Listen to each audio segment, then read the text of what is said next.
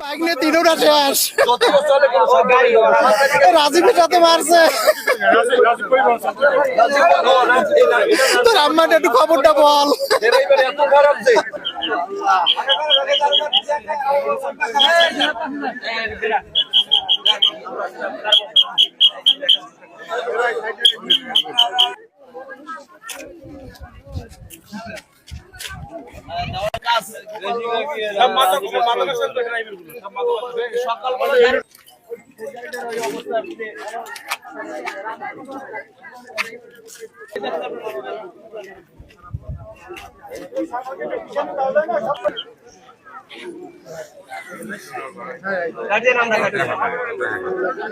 Bike নিয়ে তিনটা শেষ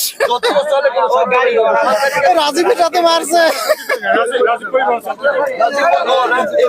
তোর আম্মাটা একটু খবরটা বল।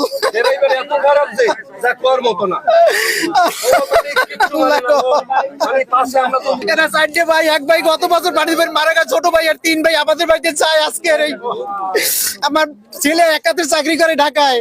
এরা আমার ওয়াইফ আমার ছেলের বউর জন্য আমার ছেলে কিছু মাল সামানা কিনে লইয়ে যায় আমাদের বাড়িতে সকালে। ওই যে মাল সামানা সবাই রাস্তায়। আমার ভাগ্না এই রাজীবকারী এই রোডে সপ্তাহে 2টা অ্যাক্সিডেন্ট করে। ঢাকা থেকে পাথরঘাটা বন্ধু প্রতি কি করে বেপরোয়া ভাবে চালায়। আমাদের দাবি এই গাড়ি এই রাস্তায় চলতে পারবে না।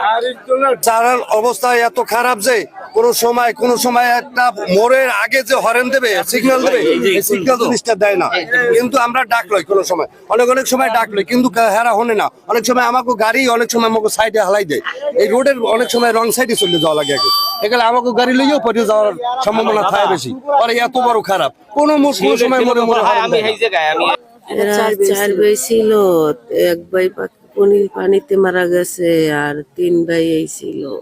হ্যাঁ, একজন ডাকাতে আসছে 6টার সময় বড়জন, আর 2জন তো বাড়িতে ছিল। ওই ডাকাতে আসছে হইলে গাড়ি নিয়ে বের হয়ে আইছে।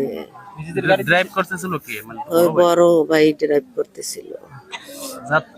যায় কমে মূলত যায় কেরাতপুরে। কিসের জন্য? ওই ওর চাচার শালার ছেলেরা আর কি মনে হয় ঈদের কিছু দিছে, ওই দিয়েইতে যায়। রাজীব পরিবহন এই জায়গায় চাই না। এখন সম্ভবত আমরা যে এই গাড়িটা পাইছি এইভাবে অনেক ছাড় দেওয়া হয়েছে, এখন সম্ভবত এটা জ্বালাই দেওয়া উচিত আমাদের।